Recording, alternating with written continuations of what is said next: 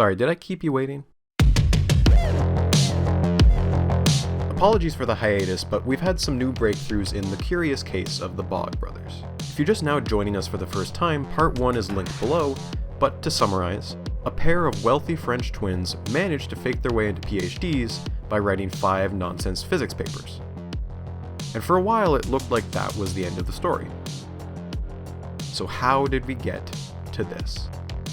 Well, it's actually a long story, so sit tight, relax, and let's pick up where we left off.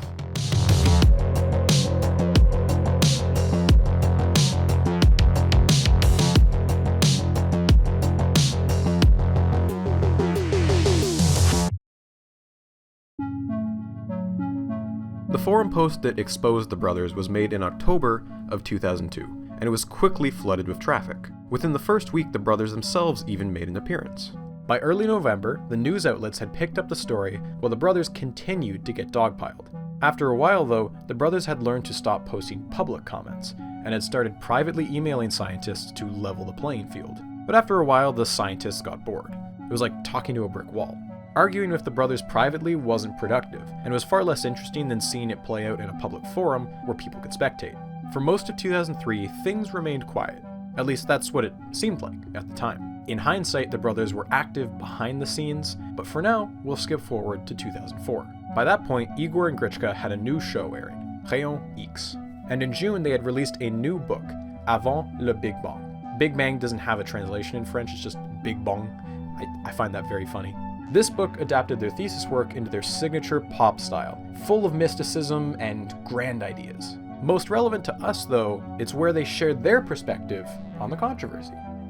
What is notable, however, are several quotes from critics which are suspiciously lacking in criticism. They almost come off as endorsements. Peter Voigt, for instance, had spoken with the brothers via email, and was surprised to find that part of their conversation had unknowingly made it into their book.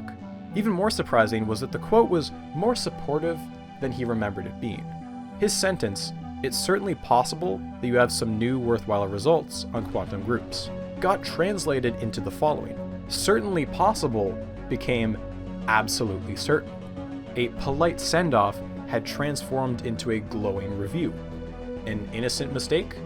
Maybe? But this wasn't an isolated incident. John D. Georges had a quote mistranslated as well.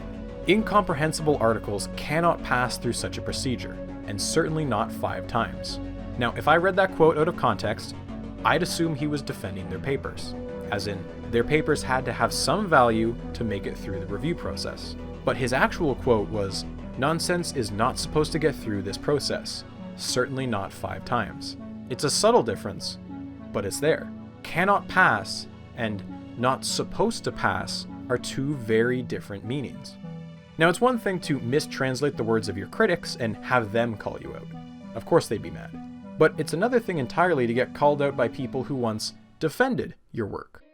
Roman Jackie, who approved their Ph.Ds., stated that the translation of his reference was very optimistic.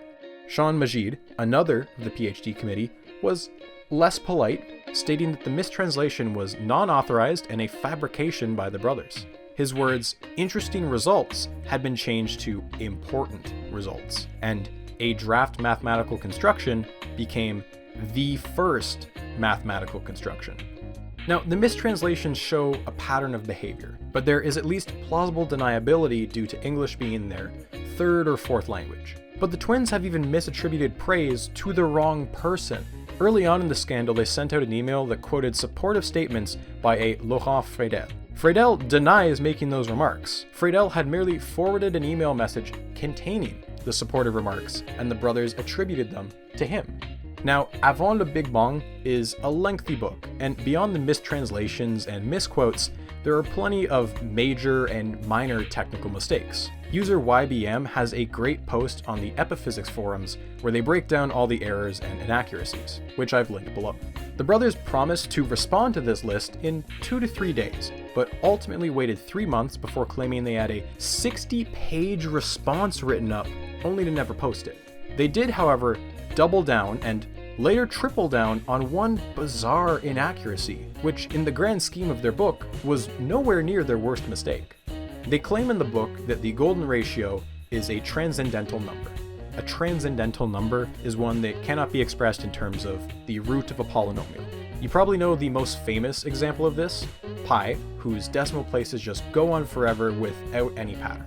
The mistake they made was that the golden ratio isn't actually a transcendental number, because it's the solution to this equation, therefore making it an irrational number. The difference here is very subtle, but it's still a mistake. But in their usual fashion, they denied any fault, and at first the brothers provided links to convoluted algebraic proofs to argue that it was in fact transcendental, which only further exposed their incompetence when it came to mathematics. But after that failed to convince anyone, they then claimed that they meant to include quotation marks around the word transcendental, because they didn't actually mean it in the strict mathematical definition. They meant it in a way that the average reader would understand, like the common usage of that word. I mean, I can think of a few other adjectives you could have used that aren't already mathematical terms, like legendary, universal, iconic, like any of those would have been fine. And the way that they tried to prove this was that they linked to a photocopied version of their first draft to prove it was a mistake of their editor to remove the quotation marks around transcendental.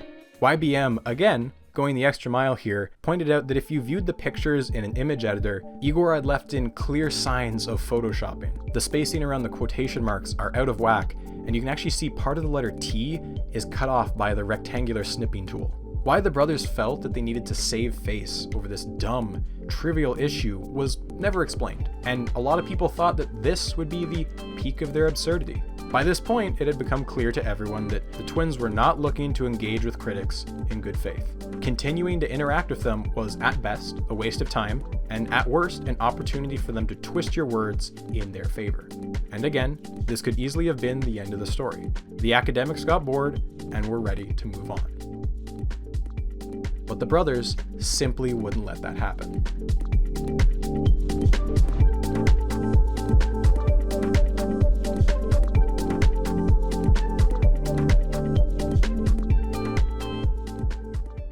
You've got mail.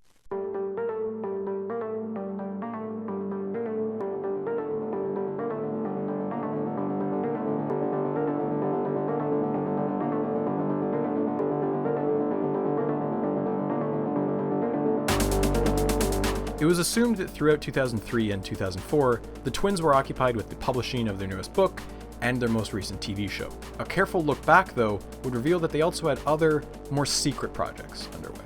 The involvement of Dr. Yang in this odyssey is, to me at least, what elevates it from a simple story of nonsense Ph.Ds. to a bizarre revenge feud. The first mention of Dr. Liu Yang is from John Baez. He received an email out of the blue from a professor he didn't recognize, claiming to be with the International Institute of Mathematical Physics at Hong Kong University in Kowloon. Dr. Yang was a defender of the brothers' work, but Baez had better things to do than argue with a professor that he'd never heard of before, so he never replied. This would have been the end of it, but as the summer rolled around, Baez had been contacted by Dennis Overby, the reporter who had written the New York Times article on the scandal. He too had received an email from this Dr. Yang. Curious at this point, Baez took advantage of his current situation. See, by sheer coincidence, he was visiting Kowloon that summer and decided to contact Hong Kong U. Not only was there no record of a Dr. Yang, but there was no Institute of Mathematical Physics either. Something was clearly afoot, but the answer wouldn't come until December 29th. Jacques Dissler received a similar email from Dr. Yang, but he went the extra mile of tracing the email's IP. Bizarre, isn't it, that an email ending with the domain for Hong Kong appears to be coming from a Wanadu subscriber in Paris. Huh. Maybe that's why Dr. Yang's speech is full of grammatical errors that are out of place for a Hong Kong native, but common for a native French speaker. What valid arguments can you oppose to them? Certainly not a meaningless prose. Elaborate scientifically, their critics. But wait, there's more. Peter Voigt also received an email from a Roland Schwartz, and wow, look at that, the same region of Paris. At this point, you might expect me to say that the brothers denied any involvement with the emails, but you'd be giving them too much credit. Their explanation was that Dr. Yang had been staying at Igor's apartment and had used his computer. Okay, it's almost certain that the brothers had been using sock puppets long before this point. I took a look back at the original forum thread and found a few posts that could very well have been sock puppets back then as well. However, the brothers started responding to people as themselves very soon after this post, so I'm not surprised that it flew under the radar. It's fairly easy to spot a Bogdanoff sock puppet purely from the writing style. The three giveaways tend to be A. Grammar mistakes characteristic of a French speaker. B. Enthusiastic praise for the Bogdanoff's work, and that everyone else clearly just hasn't read the papers. And C. Long, detailed replies where they nitpick every sentence of a critique. Sadly, a lot of these forum posts have been lost because a lot of the early internet just isn't preserved that well. Thankfully, at least some of these records have been archived on the Epiphysics forums, and I'll use their records as an illustrative example. The activity on the Epiphysics forums began in early 2004. The first is apparently another Hong Kong native known as Huang Lu. This was followed by a Hayes from Australia, a nod to their grandfather, perhaps. These two were especially obvious because Hayes accidentally replied to himself when he clearly meant to reply to Huang Lu. Next was Golovin and Pierre. When people pointed out that these four accounts were all posting from similar IPs, two of them admitted that they just worked in the same lab. They tried to defend themselves by saying that obtaining a .edu address is highly restricted and thus could only have come from a real university. This is not true at all. It's actually pretty easy to get a .edu email address through proxies. They also make the mistake of having Golovin deny knowing Hayes, which contradicts a post from Hayes where he says that the group is made up of 10 close-knit researchers. The sock puppets then died down for several months until June 5th, which is right around the release of Avant le Big Bang. This is when we see the appearance of an account going by Herve, claiming to be a professor at a large Parisian university. Seems that they learned from the other IP traces. Herve spends a lot of time attacking Fabien Benau, a vocal critic of the brothers' new book. Herve disappears soon after, giving rise to the famous Roland Schwartz from earlier. Curiously, Roland somehow had access to and then publicly posts the reports from the brothers' thesis examiners. How does this man have this? On June 14th, we see the grand return of the leader of the sock puppet gang. Dr. Yang burst onto the forums with these same referee reports as Roland Schwartz, but also a scathing attack on Nobel Prize winner George Charpak. On June 15th, we see the brief arrival of a Paul, a Frenchman, and also a Wather Porter, another Australian. Both continue to attack the book critic Fabien Benau. These posts contain my favorite insult of the whole scandal. Who are you to claim to settle the case of the Bogdanoffs? I looked at your scientific prize list. It is very thin. You have no posts. Looking back a few days, we had a single appearance by a Belloribel on June 11th, and a Jean-Pierre/Petitot. The last cast member to be introduced is a Bene Facio on June 17th. From this point on, it is largely the same cast of pseudonyms circulating the same disinformation and attacks, either on more forums, blogs, or even personal one-on-one emails. But some commenters make a good point, that in some cases the variation in punctuation and writing style suggests that the twins may have recruited some friends, or they just have some avid fans ready to come to their defense. Some point to Bene Facio as a potential ally of the brothers and not just the brothers themselves. I also identified Ark as one of their allies, and they're a character that will come back later on. And of course, there are many posts simply labeled anonymous, which almost certainly were the brothers themselves. Whatever the case, the replies usually look something like this. Without wishing to glorify them, blah blah blah blah blah blah blah, they are amazing guys. Now, one mystery that didn't have a clear answer was where the brothers were continuing their research that they love to talk about so much. Surely if there was value to their work, they could work as postdocs at some university. Well, Igor eventually started circulating a link to what he called the Mathematical Center of Riemannian Cosmology. Supposedly, this was the research center he and Grichka were working at, situated somewhere in Riga, the capital of Latvia. Now, it did have the correct .edu.lv domain name, but pinging the host revealed that rather than being hosted somewhere in, say, Eastern Europe, the host originated in the US. Isn't it also strange that this supposedly internationally recognized institution only has two researchers, Igor and Grichka? Maybe we can ask Peter Voigt. He happens to have family from Latvia, and he was quick to point out that, to his knowledge, no such institute exists. This part of the saga ultimately culminated with one of the crazier parts of this story. The twins got banned from Wikipedia. See, after the initial forum post, the brothers and various sock puppets took to editing Igor's Wikipedia page to more positively represent him. This massive amount of back and forth editing led to the creation of an entirely separate page about the scandal itself, and the article remains one of the most detailed and well-written sources on the scandal to this day. Eventually, Wikipedia's arbitration committee had to get involved, and that's extremely rare. For context, this committee deals with stuff like Scientology or a feud between politicians. It's effectively Wikipedia's Supreme Court. Igor and many other sock puppets were explicitly banned from editing the article. This was done under the assumption that if all their edits are to the Bogdanoff article, they clearly are involved in the scandal and have a bias. This applied to all parties involved, pro and con, leading to some collateral damage. The ban went into effect on November 11, 2005, and has remained to this day. The brothers had lost their case in the Supreme Court of Wikipedia. Ironically, if the brothers had just let things be, there wouldn't even be an article about the scandal, and their attempts to censor the info led to the editors working even harder to preserve it. It was a small victory.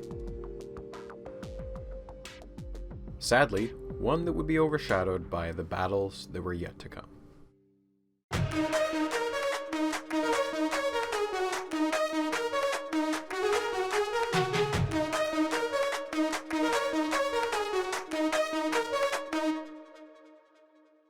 Unbeknownst to the wider public, on February 27, 2003, the CNRS would publish a private judgment on the theses of Igor and Grichka. The CNRS is the state-run French National Center for Scientific Research. The investigation into the Bogdanoff Ph.Ds. was supposedly done at the behest of the president of the University of Burgundy and director of physics and mathematics at the CNRS. Whatever the findings of that report, they apparently had no impact on the careers of Igor and Grichka, as no move to revoke their Ph.Ds. was ever initiated. For whatever reason, the report was deemed confidential and attempts from journalists to receive a copy were rejected. We know this because the French magazine, Ciel et Espace, requested a copy of the report in 2004 and 2008 and was denied both times. Why did they want the report? Because Igor and Grichka were suing them for defamation. In October 2004, Ciel et Espace ran an article on the Bogdanoff affair up to that point. This article mostly summarizes what we already know: the initial forum post, Dr. Yang, the mistranslations, but also some interesting quotes from the brothers describing the thesis process as a politically motivated revenge plot. In their eyes, they think that the French academic establishment was embarrassed to be giving PhDs to TV stars. Because of this, the brothers sued the magazine, but barely a year later they had given up on the case. No, really, they never even withdrew the case. They missed a bunch of deadlines and had to pay fines to the court. No ruling ever got made. It's unclear why the brothers gave up so easily. Maybe they thought that Ciel et Espace would be intimidated into issuing an apology, but that clearly didn't work. The second time around, they didn't give up so easily, and they came up with a more underhanded tactic.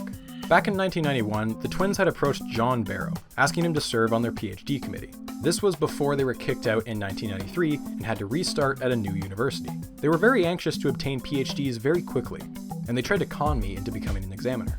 There were two theses they had submitted. They were laughable compendiums. He would send an early draft of Grichka's 1991 thesis to a colleague in France, Alain Riazuelo. When the scandal came to light nearly a decade later, Alain hosted an early version of Grichka's thesis on his website along with criticism.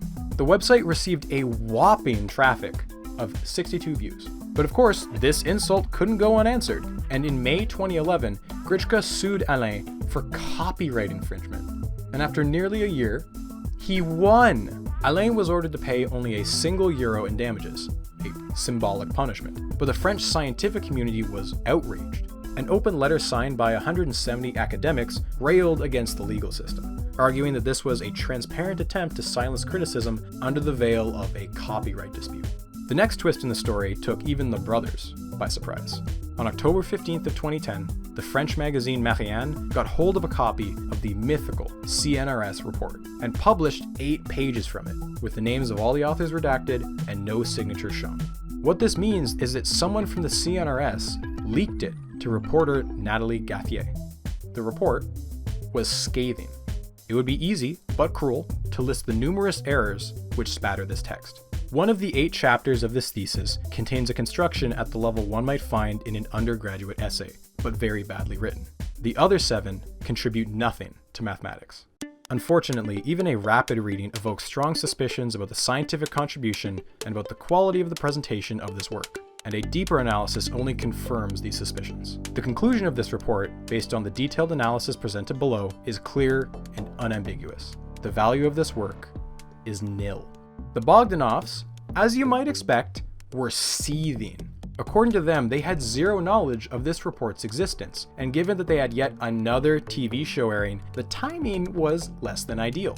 The brothers acted fast and initiated an aggressive set of legal proceedings that lasted for nearly a decade. They claimed that in addition to defamation, the publication of the report violated their private lives and prevented them from promoting their new TV show.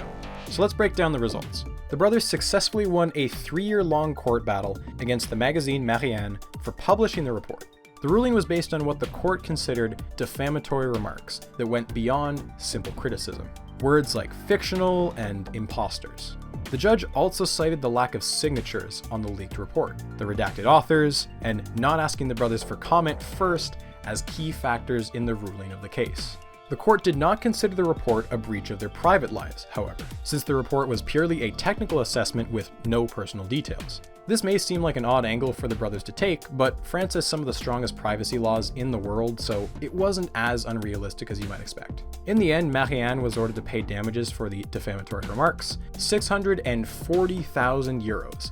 Riding high off of this victory, the brothers chose a new target. The CNRS! Oh my god!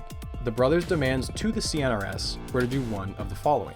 Either get the CNRS to deny that the report was genuine, or publicly withdraw it, neither of which they agreed to do. Mainly though, they wanted the CNRS held responsible for leaking the report, which to this day has no confirmed whistleblower. They argued that the deputy communication director, who confirmed to the magazine that the report was genuine, should be at fault, and they wanted 1 million euros. The courts ruled in favor of the CNRS on June 16th, 2015. Afterwards, the CNRS asked to make the report public, which was denied by France's agency that oversees personal data. Again, France has very strong privacy laws. The brothers continued to appeal this judgment, finally ending on July 24th, 2019. The brothers, dramatic as ever, vowed to bring the case to the European Court of Human Rights. So, moral of the story: if you want to criticize the brothers, try being born not French.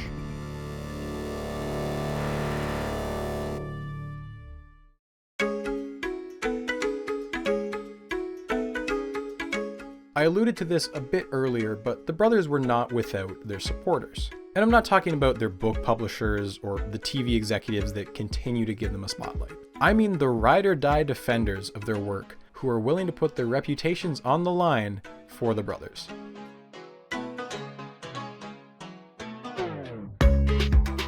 These are the 4 horsemen of the Bogpocalypse. Do you remember Ark from the sock puppet chapter? I very briefly mentioned them. Turns out it's short for Arkagius Jadzik. He is, from what I can find, a genuine quantum physicist from Poland who was a fervent supporter of the brothers even from the initial forum thread in 2002. At one point, it seems he even coordinated with the brothers by pretending he was part of whatever fictional institute the brothers had set up, alongside the fictional Dr. Yang. More concretely, he gave the foreword for their book, Avant le Big Bang. From the brothers' point of view, this was a win-win. They get to point to this guy's fancy credentials. But what exactly does Arkagius get from this arrangement? Well, it didn't take much digging to find out. He runs a blog, Cassiopeia, along with his wife, that is nothing short of batshit crazy. Basically, every conspiracy theory under the sun, from JFK, 9/11, who wrote the Bible, and the nebulous global elite. Believe it or not, the next horseman is weirder. In 2008, a fairly young and unknown string theorist, Lubos Model, published a book titled The Bogdanoff Equation: The Secret of the Universe. Many of those familiar with the scandal speculated that this book had been partly ghostwritten by the Bogdanoffs. I'm less than convinced, and rather than some sort of sinister ghostwriting conspiracy, I have this far less complicated explanation. The brothers get to point to academics who support their work, and people like Lubos get to write books that profit off the publicity from the scandal. What would have been a bog-standard physics text that got lost in the shuffle got a huge publicity boost by piggybacking off the scandal, naming it after an equation that never gets revealed. I checked in on him in 2020. What a brainwashed, demented pile of excrements you are. Facebook isn't remotely Marxist. It is a full-blown hardcore Marxist organization that is borderline unusable for every non-Marxist person. Buddy, I wish.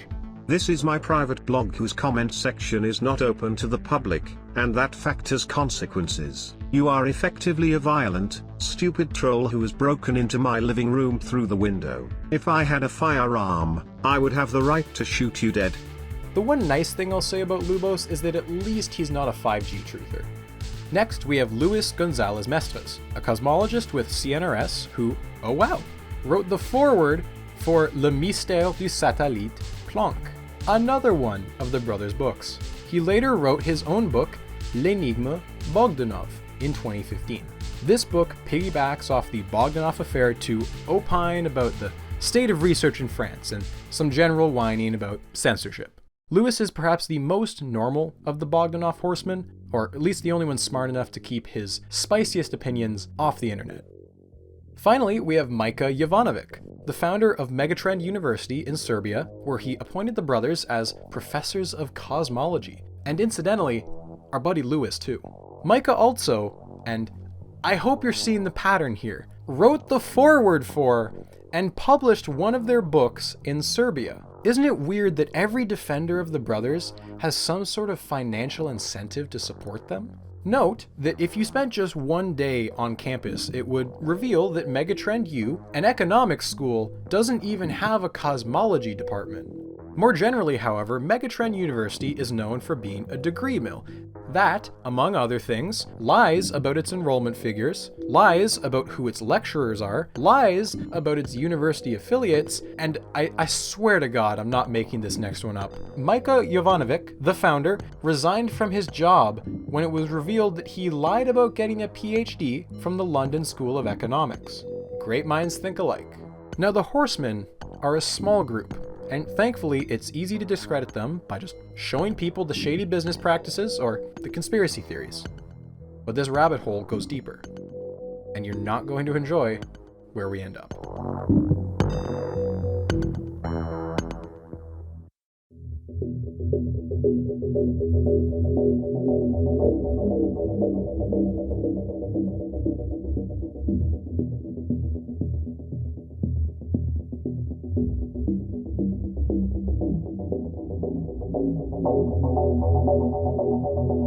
This is the Google search trend for the Bogdanoffs since 2010. The largest spike on this graph coincides with the most drastic round of plastic surgery the twins have undergone, where they went from looking like this to this. Although they were well known for their appearance prior to this point, this was what elevated them from French aristocrats to an internationally recognized tabloid sensation. Again, I want to stress that body dysmorphia shouldn't be a punchline, and I only mention it because it's relevant to what happened next. As the years went by, they gradually became more and more well-known outside of France, with multiple Reddit posts in 2015 getting thousands of upvotes on r/WTF. In late 2016, things moved to 4chan. And at first, the posts were much like they were on Reddit, just worse in every single way. Jokes about their appearance still, but with a lot more edge and every category of slur you can imagine.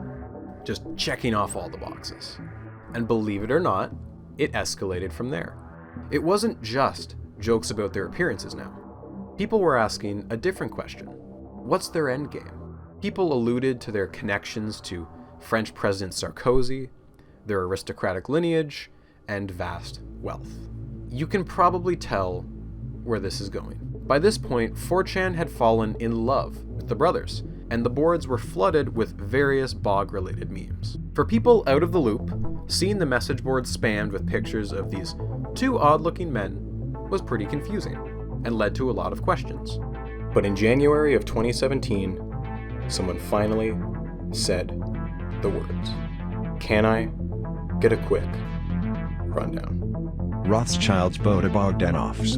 In contact with aliens, possess psychic-like abilities, control friends with an iron but fair fist. Direct descendants of the ancient royal bloodline will bankroll the first cities on Mars, own 99% of DNA editing research facilities on Earth. Both brothers said to have 215+ IQ. Such intelligence on Earth has only existed deep in Tibetan monasteries in Area 51. They learned fluent French in under a week. Nation-states entrust their gold reserves with the twins. The twins are about 7 decades old, from the space-time reference point of the base human currently accepted by our society.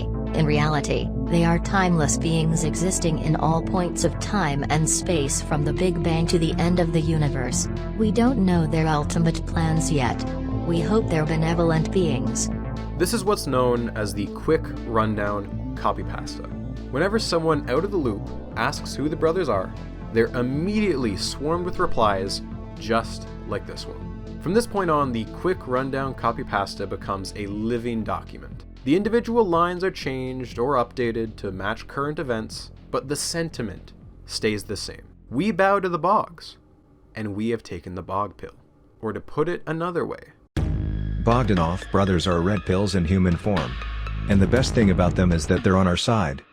I imagine that a lot of you are at least partially aware of what the red pill is, but for most people who actually have lives outside the internet, you may need a refresher. The concept of the red pill is originally a reference to the Matrix movies, where by taking the red pill, you'll undergo a mental awakening about how the world actually works. Now, in the context of the movie, it's about realizing that machines have enslaved humanity and that we live in a simulation.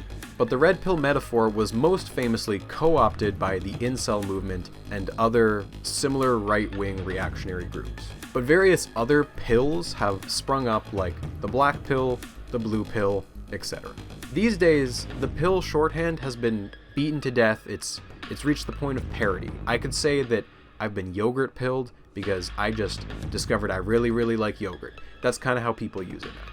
The bog pill is one of these parody pills. The joke being that these two goofy French celebrities are actually part of a global conspiracy, pulling the strings of the wealthy elite behind the scenes. By taking the bog pill, you've accepted them as your masters. Another part of the joke is that the brothers' appearance is not the result of plastic surgery, but rather because they are A, ancient Egyptian pharaohs, B, genetically engineered life forms, or C, aliens. When you take the bog pill, it transforms your face to match the brothers.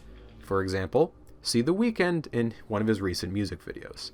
Now, the bog pill got its start on 4chan's politics board, but eventually migrated over to Biz, which is the cryptocurrency board. Playing off the whole conspiracy aspect of the brothers, the joke is that the brothers have vast control over the entire stock market with a particular interest in Bitcoin. From what I can find, this coincides with this spike on the Google search terms graph in late 2017 to early 2018. Specifically, a YouTube channel known as Bizonacci began posting a variety of Bitcoin-related meme videos involving the brothers. The first of which was the following phrase. Yes. Bogdanoff, he did it. Il bought. He went all in. Dump it. A reference to the concept of pump and dump market manipulation schemes. If there is one phrase most closely associated with the Bogdanoffs, it is that one. Check the comments on my last video. The phone motif itself became the go-to template for a Bogdanoff meme. If you get a phone call from the Bogdanoffs, you better pick up, or else you can kiss your portfolio goodbye. To be clear, the brothers have no public link to Bitcoin or any other cryptocurrency. There is one instance where they have publicly mentioned Bitcoin during a TV interview from July of 2021. Not only do they claim to have contributed to Bitcoin's predictive code in the 90s, they also claim to have received 2 ancient physical Bitcoins from the anonymous founder, Satoshi Nakamoto. If you know anything about crypto, this is nonsense. They are trolling us. They are in on the joke, and they are bullshitting. Now this next part, I'm not making up. I swear to God. To counter the brothers, you have the champion of the gains, the green candles, Sminem. Who is Sminem? Sminem, Oh my god. Okay. Sminem is a Russian teenager with large ears, pictured here, who became a huge meme on 4chan, in part because of his hilarious bootleg M&M shirt, which just reads as Sminem. If you think you're missing part of the joke, you aren't. There's literally nothing more to it than that. 4chan just thought it would be funny to have Sminem be the yin to the Bogdanoff's yang. Bizonacci's channel features videos where the brothers and Sminem engage in Dragon Ball Z style fights within the stock realm. Bizonacci's last video is from November of 2018, and in all likelihood whoever ran the channel just got bored and stopped making videos. But to this day, you'll see a wave of bog pill memes every time cryptocurrencies see a surge in value. Now here's the part where I get serious for a bit. There are a lot of anti-Semitic tropes in these. Some subtle, some not at all subtle. And I imagine that's part of the intent. Dilute the egregious stuff behind several layers of irony and exaggeration until it becomes palatable enough to make the jump from 4chan to Reddit to YouTube. And trust me, if you go digging far back enough and you read the original 4chan threads, it's full of just absolutely vile stuff. Stuff I can't show here. In a vacuum, encountering them in the wild, I can see why they might be funny. But the first line of the quick rundown copy pasta is a straight up anti-Semitic dog whistle. This meme can't exist in a vacuum. So please, at the very, very least, be aware of who created these memes, where they came from, and think about what messaging they might be trying to push. I can't tell you what the Bogdanoffs themselves think of the bog pill. Realistically, they probably don't fully understand it, and for their sake, I hope it stays that way.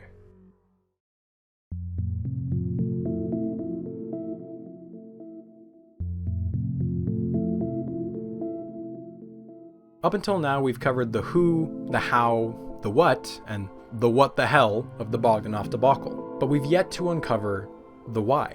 Why go to so much trouble to get Ph.Ds if not as part of an elaborate hoax or social commentary? After all, what is there to gain? By the time their TV show ended, Igor and Grichka were already millionaires who literally grew up in a castle, a household name in France, and best-selling authors with a devoted following. What benefit could they get from the grueling, decade-long process of earning themselves Ph.Ds?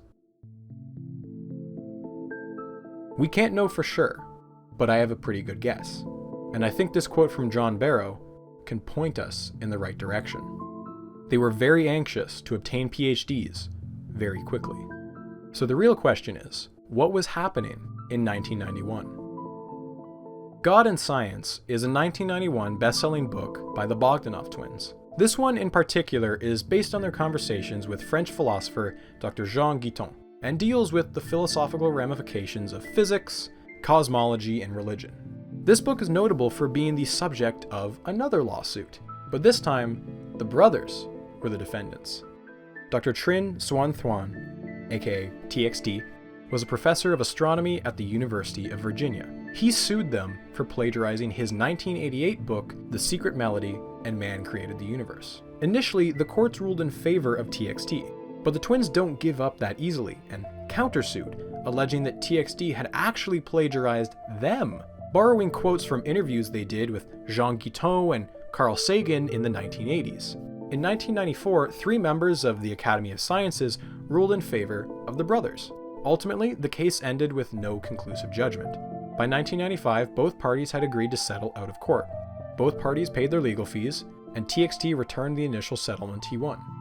Now, this plagiarism story did circulate when the scandal blew up in 2002, but because the details are so murky and the ultimate outcome of the case was ambiguous, many people opted to ignore it. Their Ph.D. supervisor, Daniel Sternheimer, even went as far as to defend them on the plagiarism accusation, a step I don't think he'd be willing to take unless the evidence was convincing. The vast majority of civil cases end in an out-of-court settlement. This happens for a variety of reasons, with some of the most common being that both parties want to avoid a multi-year, drawn-out, and massively expensive legal battle. I've spent the better part of an hour showing you all of the underhanded tactics of the brothers, but I'm going to do a 180 here for just one moment. I don't think they plagiarized TXT here. The end result, though? A public lawsuit drew attention to an embarrassing detail the brothers were eager to cover up. The author biography for God and Science claimed that they were doctors, at a time when they very much were not. They blamed this mistake on their editor, and that they meant to say they were in the process of obtaining Ph.Ds, which is plausible, but a deeper dig reveals that their editor is probably not to blame. Books of theirs from 1985 and even 1981 claim the same thing, that they had Ph.Ds. Once is a mistake, twice is buffoonery, but 3 times is a pattern.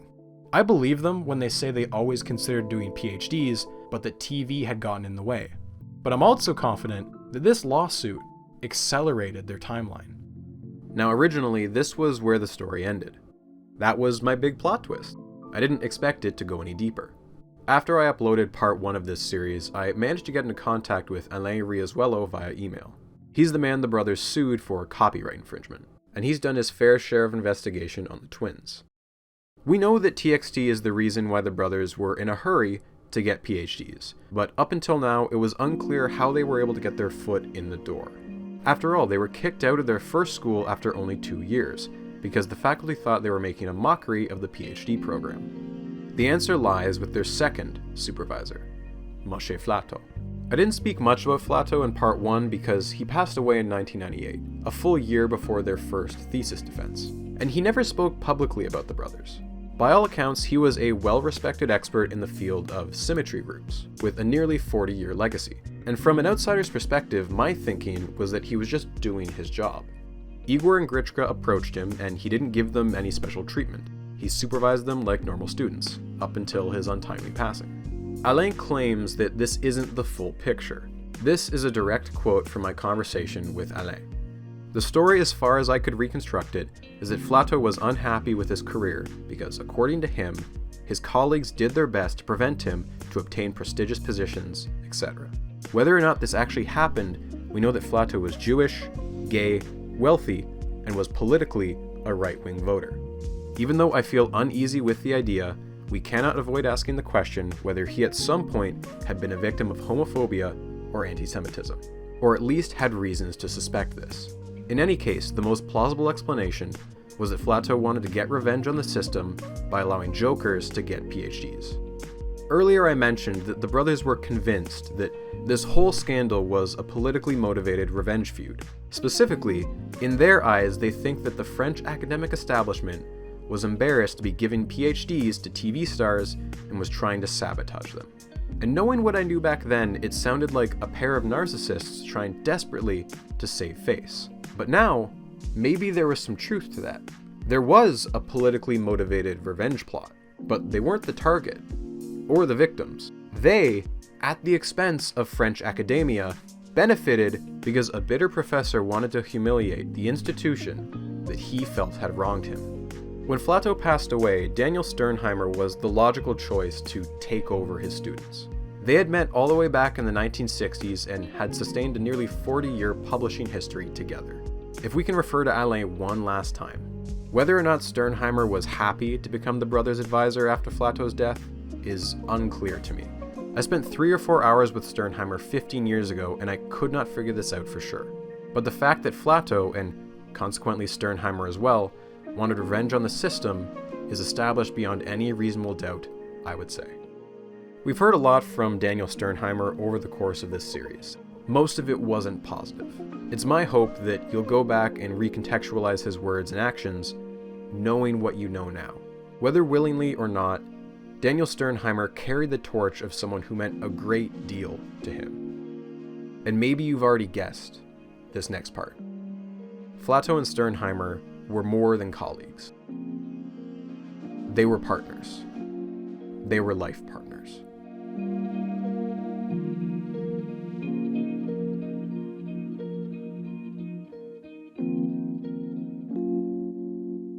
I joked earlier about the rest of the world as nothing but pawns in the Bogdanoff's cosmic game. In truth, it was the opposite. TXT forced them into an embarrassing stalemate that exposed a major lie in their public personas. This led to them seeking Ph.Ds, where they met Moshe Flato, who subsequently used them as pawns in a game being played way over their heads. Igor and Grichka are not a pair of grandmasters. They're a pair of middle fingers that were directed at French academia. I'm not going to sit here and tell you that what Flato did was ethical or even good, but what I am going to say is that maybe Alan Sokol does have a true rival after all.